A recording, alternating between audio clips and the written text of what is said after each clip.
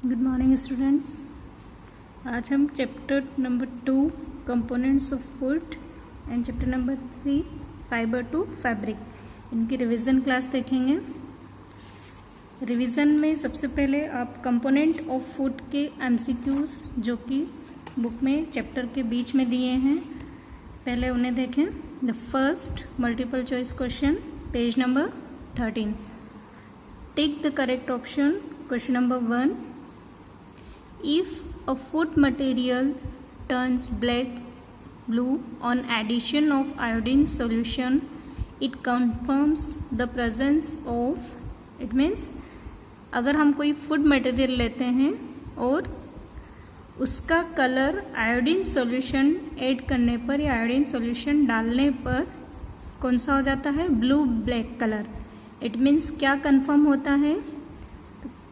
Iodine solution के साथ blue black colour कौन देता है? स्टार्च। ठीक है, तो ऑप्शन क्या है? Fat, protein, starch and vitamins. Fat iodine के साथ ब्लू ब्लैक कलर शो नहीं करेंगे, प्रोटीन भी नहीं करेगा, विटामिन्स भी नहीं करेंगे। स्टार्च आयोडीन के साथ ब्लू ब्लैक कलर शो करता है, इसलिए करेक्ट ऑप्शन क्या होगा? स्टार्च।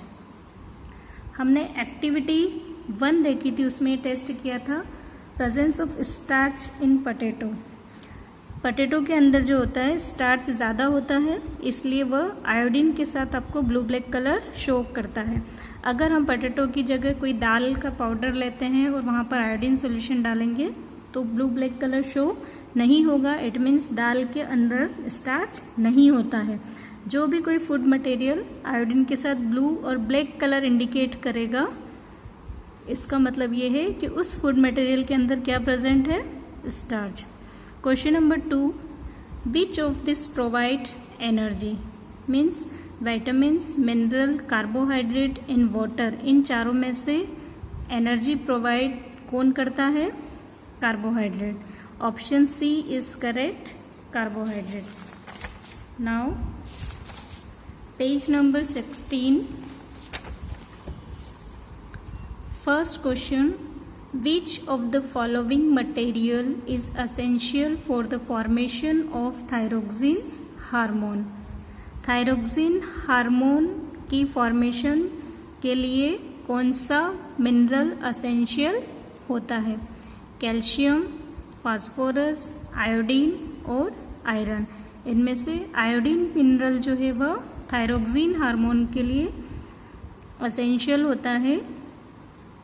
करेक्ट ऑप्शन है iodine. Question number 2, a pregnant women needs more dash in her diet. एक प्रेग्नेंट लेडी जो होती है उसकी डाइट में सबसे ज़्यादा क्या होना चाहिए? Carbohydrate, protein, fats and vitamin A. सबसे ज़्यादा होना चाहिए प्रोटीन। प्रेग्नेंट वुमेन या ग्रोइंग चाइल्ड दोनों की ही डाइट में ज़्यादा क्या होना चाहिए? प्रोटीन होना चाहिए, क्योंकि प्रोटीन जो है वह क्या है? बॉडी बिल्डिंग फूड है। Now page number 18, exercise first A, tick the correct option. Question number 1, which one is a source of fat among soybean oil, apple, wheat and none of this. इनमें से किसके अंदर fat present होता है? Apple में नहीं होगा, wheat carbohydrate rich food है, तो आंसर क्या है? Soybean oil. The first A option is correct, soybean oil. Question number 2, for protein test we add dash solution along with caustic soda solution. इसका मतलब यदि हमें किसी फूड मटेरियल में कोई प्रोटीन टेस्ट करना है, उसमें पता लगाना है कि प्रोटीन प्रेजेंट है या नहीं, तो हमें कास्टिक सोडा के साथ कौन सा सॉल्यूशन उसमें डालना है? Copper sulphate, magnesium sulphate, calcium sulphate और आयोडीन सल्फेट। तो अगर आपको ध्यान हो तो हमने एक एक्टिविटी परफॉर्म करी थी प्रोटीन टेस्ट के लिए, उसमें हमने एक ब्लू कलर का सॉल्यूशन ऐड किया था और ब्लू कलर सॉल्यूशन था किसका? कॉपर सल्फेट का। तो option A copper sulphate is correct for question number 2. Protein test, we add copper sulfate solution along with the caustic soda solution. Question number 3. Which of the following food items show a positive starch test? यानी butter, egg, rice और oil, इन चारों में से positive starch test कौन देगा? वह food material देगा जिसके अंदर स्टार्च ज़्यादा प्रेजेंट हो. बटर, एग, राइस और ऑयल में से सबसे ज़्यादा क्या होगा? राइस में होगा कार्बोहाइड्रेट या स्टार्च. बटर जो है फैट का एग्जाम्पल है, egg protein, oil fat, remaining rice जो है उसमें क्या ज़्यादा प्रेजेंट होगा? Starch. Question number 4. Obesity is due to excessive intake of proteins, fats, minerals and vitamins. Obesity यानी मोटापा जो होता है ड्यू टू एक्सेसिव इंटेक मतलब बहुत अधिक खाने से होता है. क्या खाने से? प्रोटीन, फैट, मिनरल या विटामिन. तो फैटी फूड जो ज़्यादा खाते हैं वे लोग किसके शिकार हो जाते हैं? ओबेसिटी का. Question number 5. Spongy and bleeding gums are symptoms of. Spongy and bleeding gums मतलब कि फूले हुए मसूड़े और जिनमें मसूड़ों में से खून आता है, ये किसके लक्षण है? कौन सी बीमारी के लक्षण है? Beriberi, scurvy, rickets and night blindness. तो it is caused due to the scurvy disease. Question number 6. Which vitamin is essential for proper vision in darkness. Darkness में देखने के लिए सबसे ज़्यादा जो विटामिन असेंशियल होता है कौन सा है? D, vitamin A, vitamin C या vitamin B. The correct option is vitamin A. Filling the blanks. Exercise B. Dash and fats provide us energy. Energy giving foods are carbohydrate and fat. Hence the carbohydrate and fats provide us energy. 2. Carrot is a rich source of vitamin A dash is caused due to the deficiency of vitamin B1. यानी vitamin B1 की deficiency अगर हमारी खाने में हो जाती, body में हो जाती है, तो उसके कारण कौन सा डिसीज होगा? Beriberi. Question number 4. The diet that contains all components of food in the required proportion is called ऐसी डाइट जिसमें कि क्या सारे कंपोनेंट्स होते हैं फूड के, सारे components in it means carbohydrate, fat, protein, minerals, vitamin, water, सारी चीज़ें अगर उनमें प्रेजेंट है रिक्वायर्ड प्रोपोर्शन यानी जितनी होना चाहिए, उस डाइट को हम क्या कहते हैं? Balance diet. 5. Deficiency of vitamin D causes a disease known as rickets. नहीं, विटामिन डी की कमी से कौन सा डिसीज होता है? Rickets. C match the following. Fluorine, iron, vitamin B1, protein deficiency disease and vitamin D. आपको मैच करना है यहाँ पर कॉलम बी में. Fluorine is related with dental caries, iron is related with anaemia, vitamin B1 it is related with beriberi, protein deficiency disease is kwashiorkor and vitamin D rickets. Now exercise E, very short question answer. Name 2 food items that are rich in phosphorus and calcium. आपको 2 food items के नाम बताना है जिसमें phosphorus ज़्यादा होता है और कैल्शियम ज़्यादा होता है. Phosphorus rich food are meat, nuts, eggs etcetera and the calcium rich foods are milk, leafy vegetable and eggs. Question number 2. Name 2 sources of roughage. Roughage के 2 सोर्सेज बताना आपको. रफेज में आपको वो सोर्सेज लेना है जिनमें फाइबर्स ज़्यादा होते हैं. Answer is salad, vegetables, fruits. ये सारी चीज़ें ऐसी हैं जिनमें कि रफेज ज़्यादा होता है या फाइबर ज़्यादा होता है.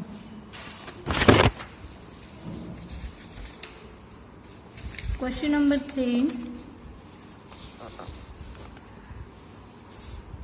Which mineral is essential for the formation of bones and teeth? For the formation of bones and teeth, calcium is essential. Means calcium mineral is essential for the formation of bones and teeth. अगर आपको 1 mark question आते हैं और 1 sentence में आपको answer देने का कहा गया है, it means you have to give your answer in 1 sentence. Okay, कोई भी एक शब्द नहीं लिखेगा, अदरवाइज उसको फुल मार्क नहीं मिलेगा. Question number 4, which component of food plays an important role in transporting substances and nutrients inside our body. यानी कौन सा कंपोनेंट है फूड का जो कि हमारी बॉडी में क्या काम करता है, ट्रांसपोर्टिंग का काम करता है. यानी कि जो हम खाना खाते हैं या जो न्यूट्रिएंट्स हमारी बॉडी में जा रहे हैं उनको एक जगह से दूसरी जगह ले जाने का काम कौन करता है. The answer is water. So water is the component of food that plays an important role in the transporting substances and nutrients inside our body. Question number 5, name 1 disease from which obese people में suffer. आपको एक disease का नाम बताना है जिसमें कि OBCs people यानी जो मोटे लोग होते हैं वो सफ़र करते हैं. तो या तो हाइपरटेंशन, और मैंने आपको शायद PDF दिया था उसमें हार्ट अटैक लिखा था. दोनों ही डिसीज़ ऐसी है, यानी अत्यधिक तनाव और हार्ट अटैक दोनों ही डिसीज़ ऐसी है जो कि मोटे लोग जिससे सफ़र करते हैं. Question number 6, name 1 source of iodine. यहाँ पर आपको एक सोर्स का नाम लिखना है जिसमें कि आयोडीन ज़्यादा होता है. तो जो नमक हम लोग घर में यूज़ करते हैं, खाना खाने में सब्जी वगैरह में डालते हैं, उस वाले नमक में भी आयोडीन ज़्यादा होता है. The answer is seafood, यानी समुद्री भोजन जो होता है उनमें. और दूसरा टेबल सॉल्ट, यानी जो टेबल सॉल्ट इट मीन्स जो नमक हम लोग घर पर खा रहे हैं वो. Exercise F, short answer question. Give 2 cooking practices that lead to the loss of nutrient in food material. आपको यहाँ पर 2 कुकिंग प्रैक्टिसेस बताना है जिसके कारण कि न्यूट्रिएंट्स जो होते हैं वे लॉस हो जाते हैं. तो आंसर मैंने दिया था आपको, 2 cooking practices that lead to the loss of nutrient in food materials are. First, बहुत बार हम क्या करते हैं, वेजिटेबल और फ्रूट जो होते हैं उनको काटने या छीलने के बाद धोते हैं, जिसके कारण कि उनके अंदर का जितना भी विटामिन से मिनरल्स होते हैं सब वॉश आउट हो जाते हैं. तो washing fruits and vegetables after cutting and piling, यानी काटने और छीलने के बाद अगर हम फ्रूट्स और वेजिटेबल को वॉश करते हैं तो मिनरल्स जो होते हैं या न्यूट्रिएंट्स जो होते हैं फूड के वो लॉस हो जाते हैं. Second method is cooking food in too much water and water is thrown away after cooking. For example, हम कोई चीज़ बॉईल करते हैं, उबालते हैं, तो बहुत ज़्यादा पानी में उसको उबाल देते हैं और उसके बाद उस पानी को हम फेंक देते हैं, जिसके कारण भी फूड के अंदर जो न्यूट्रिएंट्स प्रेजेंट होते हैं वो लॉस हो जाते हैं या हम उनको खो देते हैं. Question number 2, name the disease caused by the deficiency of dietary iodine and give its symptom. यानी कि आपको ऐसी डिसीज का नाम बताना है जो किस कारण से होती है, deficiency of dietary iodine. It means iodine की कमी से, किसमें, खाने में. एंड गिव इट्स सिम्टम्स, इसका सिम्टम्स यानी इसके क्या लक्षण है ये आपको बताना है. तो deficiency, answer is the deficiency of dietary iodine lead to the disease called as goitre. Goitre is caused by the deficiency of dietary iodine, यानी अगर हमारे खाने में आयोडीन की कमी हो जाएगी तो कौन सा डिसीज होगा, गोइटर. और इसके सिम्टम्स यानी क्या लक्षण है, हमें कैसे पता चलेगा कि गोइटर हो गया है. द सिम्टम्स आर स्वालोन नेक, यानी जो नेक है वह सूज जाती है, बड़ी हो जाती है. Slow physical and mental growth, अगर कोई पर्सन आयोडीन की कमी से जूझ रहा है तो मे बी उसका फिजिकल एंड मेंटल, यानी उसका अगर बच्चा है तो उसका फिजिकल ग्रोथ रुक जाएगी और उसका मानसिक जो ग्रोथ है वो भी रुक जाएगी. और the symptoms of goitre disease हमने बुक में देखा ना, जैसे ये, ठीक है. यहाँ पर नेक का ये जो पार्ट दिख रहा है ये कैसा है, स्वालोन है, फूल गया है पूरा, ऐसा एक बल्ब के जैसा हो गया है. It is cause due to the deficiency of iodine. और ये बीमारी किस कारण से होती है? अगर हमारे खाने में नमक की कमी हो जाती है तो, या नमक नहीं बोलेंगे हम, आयोडीन की कमी हो जाती है तो इस टाइप की डिसीज हो जाती है, जिसको बोला जाता है goitre. Now question number 3, how do we get most of the water needed by our body? यानी हमारी बॉडी को पानी की जितनी ज़रूरत होती है वह हमें कैसे मिलेगी, हम कहाँ से उसको प्राप्त कर सकते हैं? Answer, we get most of water needed by our body by drinking 6 to 8 glass of water a day. यानी हम रोज़ कम से कम 6 से 8 ग्लास पानी पिए। And eating fruits and vegetable, और साथ ही साथ हम फ्रूट्स एंड वेजिटेबल्स भी खाएं क्योंकि इनके अंदर भी पानी जो है वो सफिशिएंट अमाउंट में प्रेजेंट रहता है। Now the question number 4, differentiate between the 2 types of carbohydrate found in food. यानी आपको 2 टाइप के कार्बोहाइड्रेट जो कि फूड में प्रेजेंट रहते हैं उनमें डिफरेंशिएट करना है। तो 2 टाइप के carbohydrate are the sugar and starch. ठीक है, ये दोनों ही कार्बोहाइड्रेट हैं, अलग अलग टाइप से। शुगर मीठा होता है स्वाद में, स्टार्च फीका होगा। तो ये दोनों ही फूड में प्रेजेंट रहते हैं।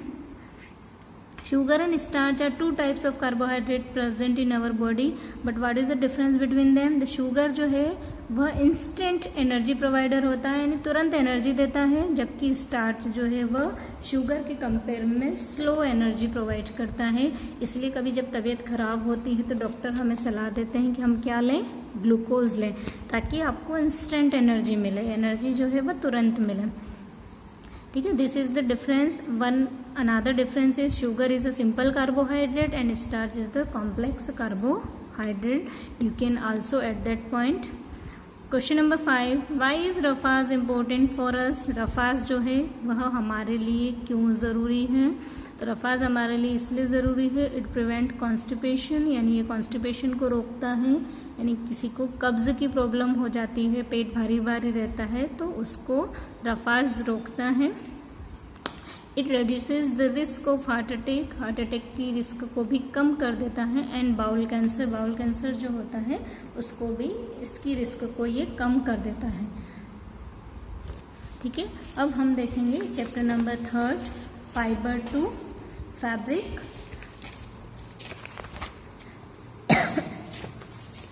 MCQs of the fiber to fabric, page number 22. The first question is, which one of the following is not a natural fiber? Silk, wool, terylene and jute, इनमें से किसमें कौन जो है नेचुरल फाइबर नहीं है? तो answer is terylene, because silk is natural fibre, wool also and jute also natural fibre, terylene is a synthetic, so it is not a natural fiber. Question number 2, which type of soil is good for the growing cotton plants? Cotton plants जो grow होते हैं उनको grow करने के लिए किस type की soil होना चाहिए? The answer is black soil.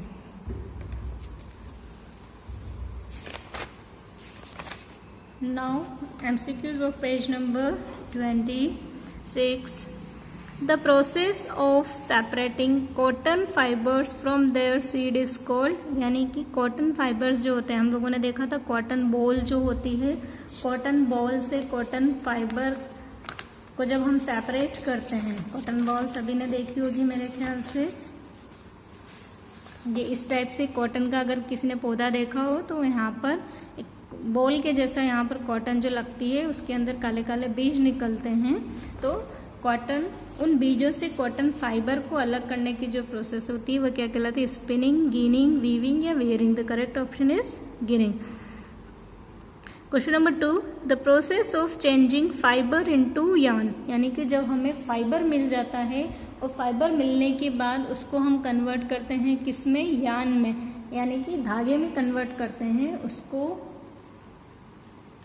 उस प्रोसेस को क्या कहा जाता है? तो मैंने आपको जब क्लास में पढ़ाया था तब आपको बताया था कि फाइबर से यार्न कैसे बनाया जाता है. तो उस प्रोसेस को बोला जाता है spinning. process of changing fiber into yarn is known as spinning. Now exercise, the main exercise of chapter 3rd, fiber to fabric exercise. Tick the correct option.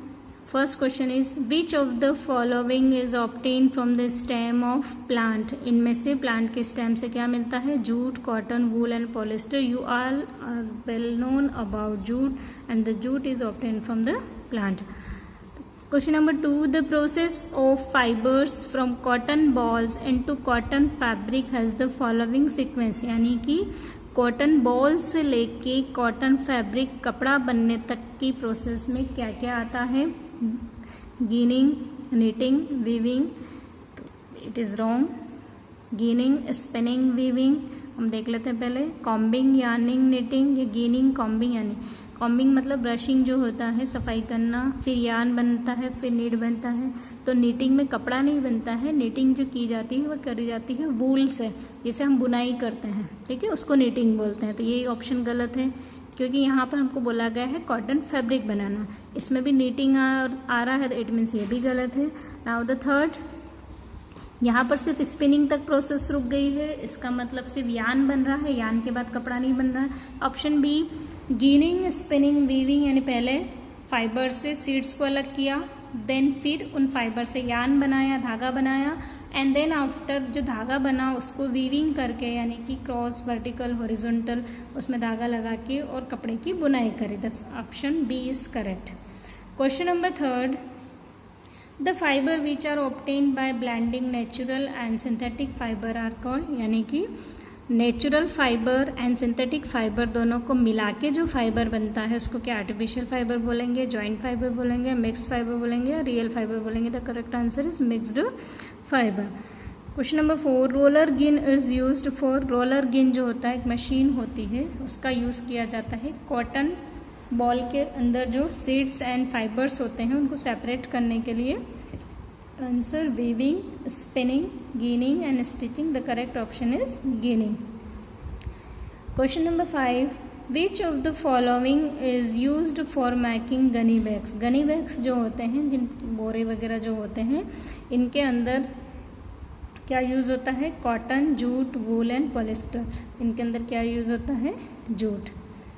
Which one is a mixed fibre? Terrycot, cotton, silk. And cotton natural है, silk natural है. It means the terrycot is the correct answer. Now filling the blanks. Fabrics are made from. Fabrics जो होते हैं वह किन से मिलकर बने हैं? फाइबर से.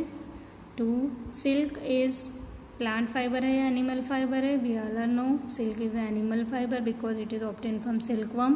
और सिल्कवर्म क्या है? कीड़ा है, और कीड़ा है इट मीन्स वह एनिमल है. 3rd, cotton is plant fibre, क्योंकि कॉटन हमें प्लांट से मिल रहा है, इसका मतलब ये प्लांट फाइबर है. Weaving on A small scale is done by handlooms. और कपड़े की बुनाई जो एक छोटे स्तर पर की जाती है, हाथ की मशीनों से किया जाता है, उसको बोला जाता है हैंडलूम्स. 5, अ मशीन कॉल्ड रोलर गिन इज यूज फॉर गिनिंग. और गिनिंग के लिए जो मशीन यूज होती है वो उसको क्या बोला जाता है? रोलर गिन. Very short answer question. Name 2 natural fibres obtain from plants. यहाँ आपको 2 नेचुरल फाइबर्स बताने हैं जो कि प्लांट से मिलते हैं. The answer is jute and cotton. Question number 2, which traditional device was used by Mahatma Gandhi for making thread और यार्न. यानी धागा बनाने के लिए महात्मा गांधी कौन सा ट्रेडिशनल डिवाइस यूज़ करते थे? तो महात्मा गांधी क्या यूज़ करते थे? चरखा. तो charkha is used by Mahatma Gandhi for making thread और yarn. Question number 3, which part of the cotton plant is called cotton ball. तो प्लांट का कौन सा पार्ट जो है कॉटन बॉल कहलाता है? तो फ्रूट. इट मीन्स उस प्लांट का जो फ्रूट है उसको हम कॉटन बॉल के नाम से बोलते हैं. Name 2 synthetic fibre. यहाँ पर आप कोई भी 2 सिंथेटिक फाइबर के नाम लिख सकते हैं. तो polyester, nylon, terylene etcetera are the synthetic fibres. Question number 5, what is the rearing of silkworms called. यानी कि रेशम के कीड़ों का जो पालन किया जाता है, रेयरिंग मीन्स पालन करना, जो पालन किया जाता है उसको क्या कहा जाता है? सेरी कल्चर. जैसे मधुमक्खियों का पालन किया जाता है, हनी बीज का, the rearing of honey bees is known as apiculture, और rearing of silkworm is known as sericulture. Question number 6, from which animal wool is obtained? The wool is obtained from sheep, goat etcetera. Rabbit. Exercise E, shearing. What is shearing? आप सभी को पता है shearing क्या है। Removal of fleece from the sheep is known as shearing. मतलब कि sheep या गोट की जो अपर लेयर होती है, सबसे ऊपर की स्किन होती है, उसको हटाना, उसको बोला जाता है शेयरिंग।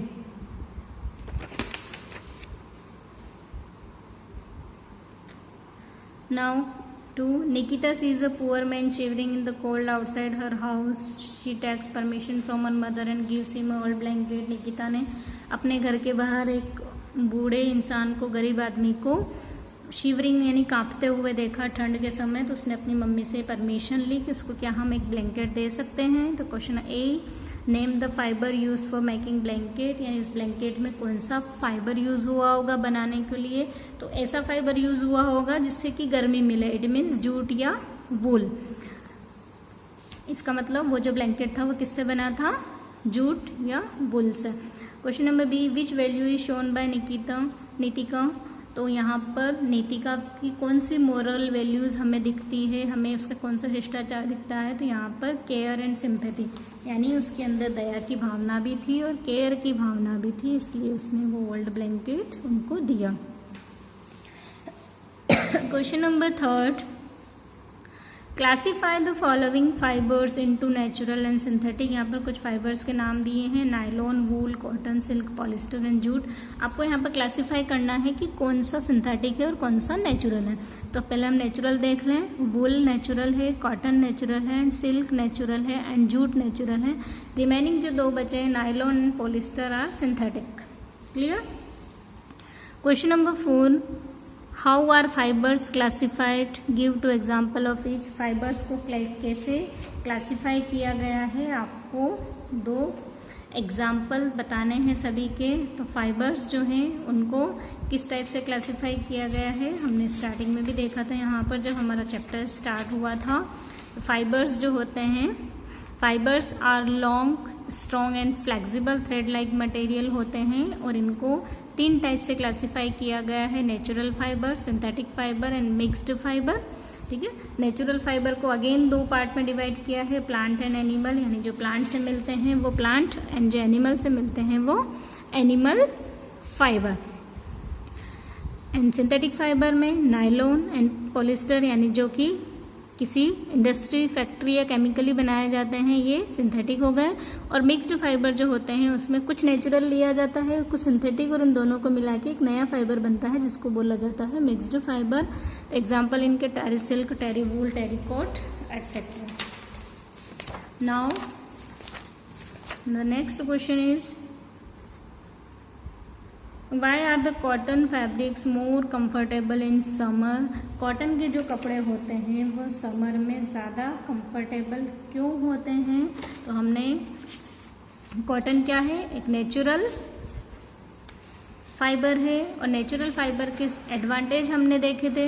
ये एडवांटेज हमने देखे थे कि क्यों हम नेचुरल फाइबर को यूज़ करते हैं। तो this fabric absorb more water and sweat, ये ज़्यादा पानी और पसीना सोखते हैं इसलिए। They allow air to pass through them, ये हवा को अपने अंदर से आर पार जाने देते हैं इसलिए। और they are biodegradable and do not affect the environment, और ये क्या होते हैं, बायोडिग्रेडेबल होते हैं, इसलिए हम इनको चूज करते हैं। आंसर मैंने आपको लिखा है था, cotton fabrics are more comfortable in summer. Cotton fabrics जो होते हैं वो समर में या गर्मी के टाइम में ज़्यादा आरामदायक होते हैं, क्योंकि they are soft to touch. Touch जब हम उनको करते हैं तो सॉफ्ट फील होता है। एब्जॉर्ब स्वेट, पसीना एब्जॉर्ब करते हैं। And let the air in, यानी हवा को अपने अंदर आर पार जाने देते हैं।